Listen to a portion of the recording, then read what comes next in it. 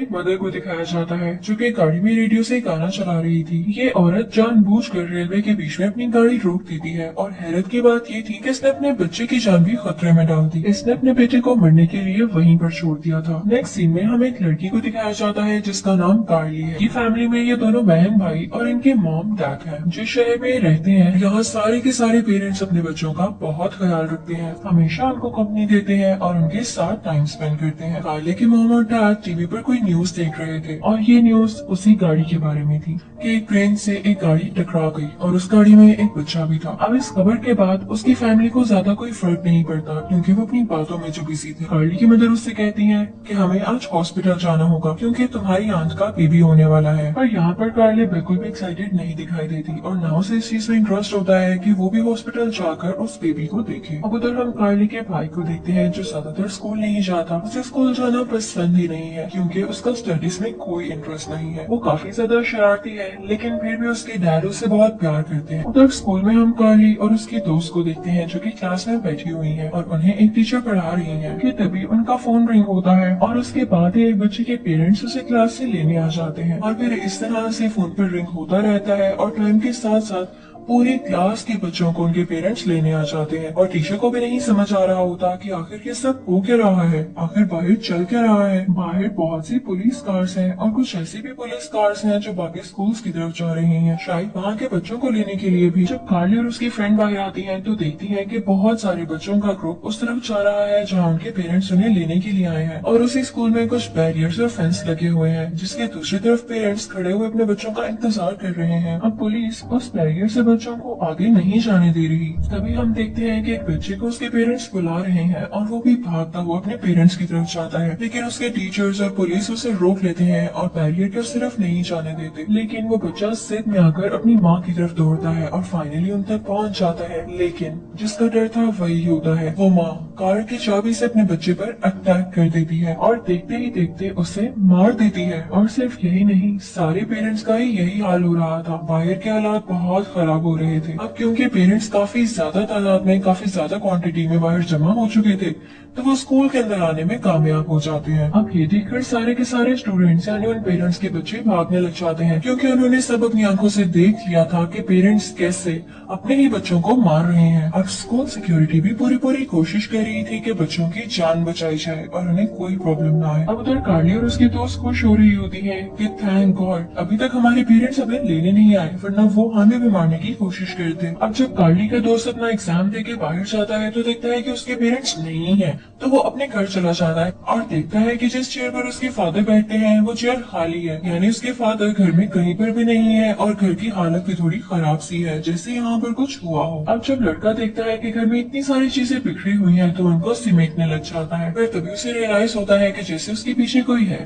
और वो उसके फादर ही होते हैं जो उसे एक जोरदार थप्पड़ लगाते हैं और उसके बाद शीशे की बोतल को तोड़कर उसे थोड़ा स्लाइड करते हैं ताकि उसे नुकीला और तेज कर सके और अपने बेटे पर अटैक कर सके। वो लड़का यानी कार्ली का फ्रेंड खुद को बचाने की बहुत कोशिश करता है लेकिन उसके फादर पीछे पीछे हैं और अचानक से पता नहीं उन्हें क्या होता है कि वो उसी बॉटल से अपनी गर्दन में सुराख कर लेते हैं, यानी खुद की गर्दन को जख्मी कर देते हैं। यहाँ पर वो लड़का काफी उदास हो जाता है क्योंकि वो अपने फादर को इस हालत में नहीं देख सकता था, उनकी मदद करना चाहता था लेकिन कैसे करे उसे ये समझ नहीं आ रहा था। अब उधर हम कार्ली की मदर को देखते हैं जो काफी रो रही होती है क्योंकि अफसोस यानी दुख हो रहा होता है कि कार्ली मुझसे बात नहीं करती और कितनी बदतमीजी करती है। लेकिन तभी यहाँ पर उन्हें अपनी बहन की तरफ से कॉल रिसीव होती है कि उनका बेबी हो चुका है। अब उधर हम कार्ली और उसकी दोस्त को देखते हैं जो कि स्कूल से भागकर कार्ली के दोस्त के घर ही आ गए हैं दोनों। अब बाहर कार्ली जो बैठकर टीवी देख रही थी वो सोचती है कि अब तो इतनी देर हो चुकी है, मेरी दोस्त को अब तक वापस आ जाना चाहिए। अब उसे दाल में कुछ काला लग रहा होता है, यानी वो सोचती है कि जरूर कोई ना कोई गड़बड़ है। तब उठकर घर में अपनी दोस्त को ढूंढने लग जाती है, पर जल्दी उसे पता चलता है कि उसकी दोस्त को उसकी अपनी माँ ने ही मार दिया है।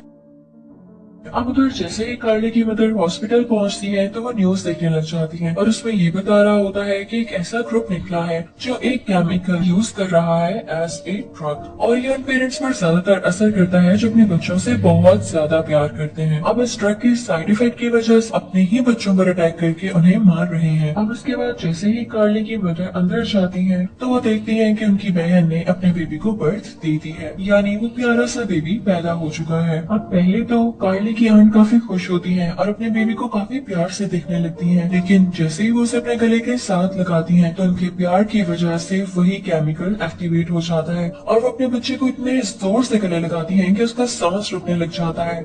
अब यहाँ पे कार्ली की मदर तो पहले ही वो न्यूज सुन चुकी थी, तो वो उससे बच्चा छीनने की कोशिश करती है और साथ ही साथ वहाँ पर मौजूद डॉक्टर्स भी, पर वो तो बेबी को छोड़ ही नहीं रही होती। लेकिन फिर भी कार्ली की मदद कोशिश करके उस बेबी को छुड़ा लेती है। लेकिन इसके बाद कार्ली की आंट एक कटर से अपने बेबी पर अटैक करने की और उसे मारने की कोशिश करती है, लेकिन कार्ली की मदर उस बेबी को दूर ले जाती है और उसकी जान बचा लेती है। अब उधर कार्ली जब देखती है कि उसकी फ्रेंड को उसकी अपनी मदर ने ही मार दिया है तो वो वहाँ से डर के बाहर आ जाती है और रास्ते में भी वो बड़ी अजीब अजीब चीजें देखती है, जैसे कि रास्ते में वो एक फादर यानी आदमी को देखती है जिसने अपने ही बेटे को मार दिया है और वो भी बेसबॉल के बैट के साथ कत्ल कर दिया है। वो ये देखकर डर जाती है और आगे बढ़ने लगती है, लेकिन तभी उसके पीछे उसका वही दोस्त आता है जिसे वो पसंद करती है। वहाँ उन दोनों में बात हो रही होती है कि कार्ली तो अभी तक सेफ है क्योंकि उसकी मॉम उससे इतना प्यार नहीं करती, क्योंकि कार्ली भी उनसे प्यार नहीं करती और उनका बॉन्ड अभी इतना स्ट्रॉन्ग नहीं है कि ये केमिकल उन पर असर कर सके। तो अब जिसकी जान खतरे में है वो कार्ली के छोटे भाई की है,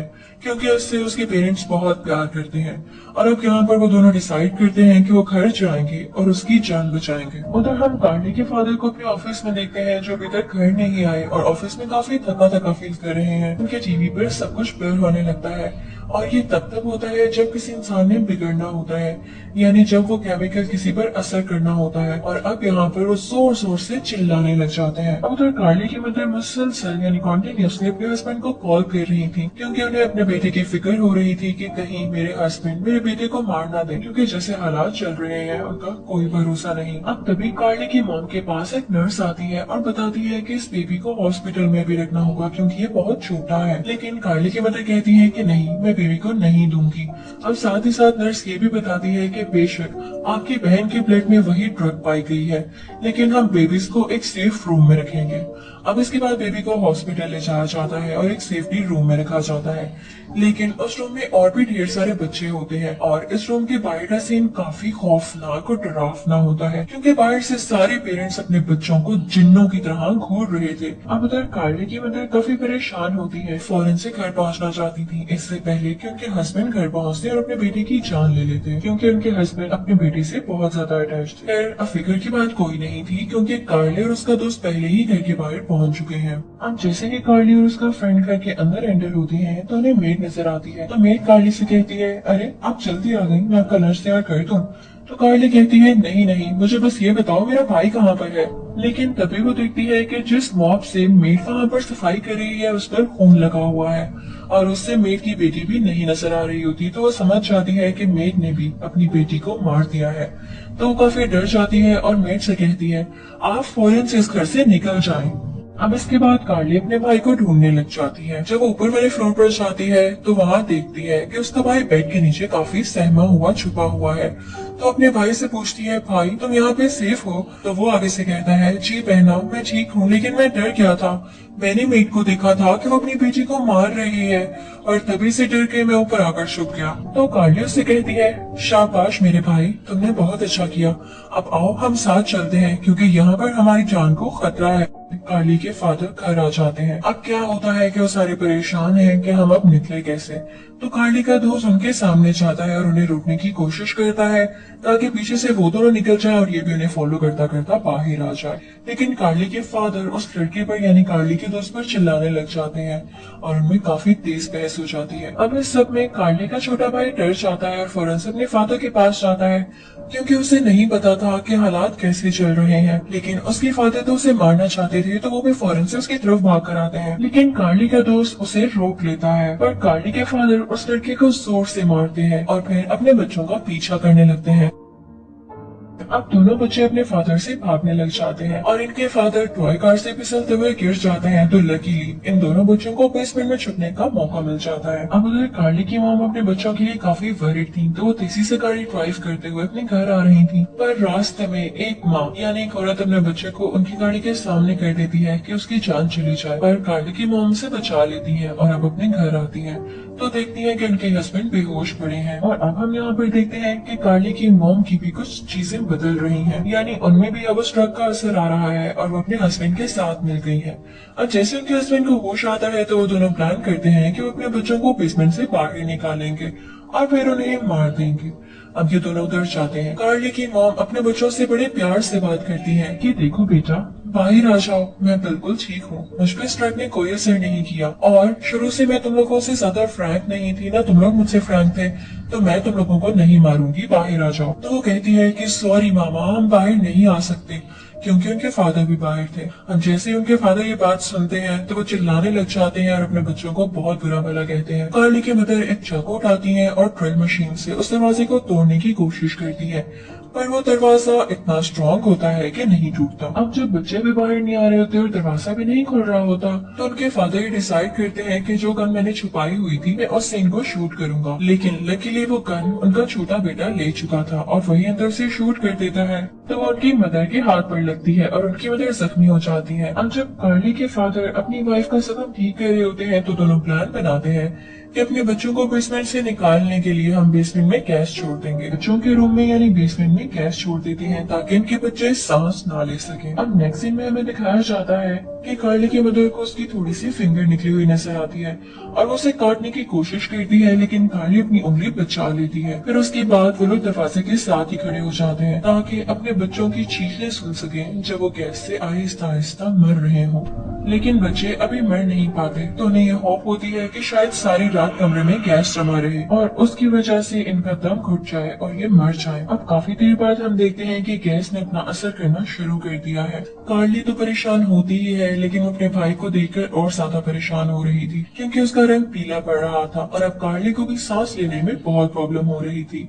तो वो सोचती है कि मुझे कोई ना कोई वेंटिलेशन ढूंढनी ही होगी और अब वो कोशिश में कामयाब हो जाती है। सोचती है कि चलो गैस तो इससे बाहर निकलेगी ही और हम खुद भी इससे बाहर निकलने का रास्ता देखते हैं। अब जाने से पहले कार्ली सोचती है कि क्यों ना जाते जाते वो अपने पेरेंट्स को मार दे ताकि बाद में इनकी जान को खतरा ना हो। वो सोचती है कि एक मैच बॉक्स का यूज करते हुए उसे दरवाजे के साथ लगा देगी और जैसे ही वो लोग इस वेंटिलेशन से बाहर जाएंगे और उसके पेरेंट्स अंदर आएंगे तो मैच बॉक्स यानी वो मैच स्टिक रगड़ खाने की वजह से जल जाएगी और कमरे में गैस होने की वजह से पूरे कमरे में आग लग जाएगी, जिसकी वजह से इसके पेरेंट्स भी जलकर मर जाएंगे। अब ये दोनों उस वेंटिलेटर से बाहर निकलते हैं और जाने से पहले खांसी करते हैं ताकि इनके पेरेंट्स वहाँ पर इनकी आवाज सुनकर आ जाएं। अब वो दोनों पेरेंट्स काफी एक्साइटेड होकर वहाँ पर आ जाते हैं तो उसके प्लान किए गए ट्रैप के मुताबिक वो मैच स्टिक रगड़ खाती है, यानी उसमें दरवाजे के साथ फ्रिक्शन होती है और गैस की वजह से पूरे कमरे में आग फैल जाती है और एक एक्सप्लोजन होता है जिसकी वजह से कार्ली के फादर दूर जाकर गिरते हैं और कार्ली की मदर भी वहीं पर बेहोश हो जाती है। अब उधर कार्ली अपने भाई को लेकर छत पर जा चुकी थी और अब जब उससे धमाके की आवाज आती है तो वो सोचती है कि शायद उसके पेरेंट्स अब बेहोश हो चुके हैं तो नीचे आना सेफ है और अब वो यहाँ से भाग जाएंगे। लेकिन जैसे ही कार्ली नीचे आ रही होती है तो उसकी माँ को होश आ जाती है और वो अपनी बेटी कार्ली को देख लेती है और उसका पीछा करने लगती है। कार्ली खुद को एक कमरे में बंद कर लेती है, लेकिन उसकी माँ भी उसी कमरे में आ जाती है तो कार्ली उनके बाजू पर काट लेती है और इसी दौरान कार्ली का दोस्त जो बेहोश हो चुका था उसे भी होश आ जाता है और वो उसकी मदद करने के लिए यहाँ पर पहुंच जाता है।